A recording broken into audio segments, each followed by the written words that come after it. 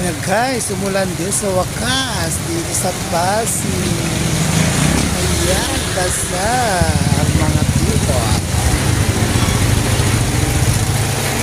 Ang dilim ng ulap. Parang tatagal ang ulan. Oh my gosh. Ayan. Ang panahon ngayon, biglang bumuhos si ulan. Hapon na.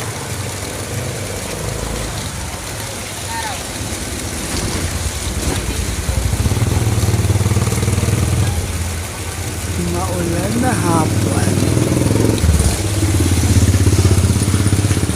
Yan ang patak ng ulan.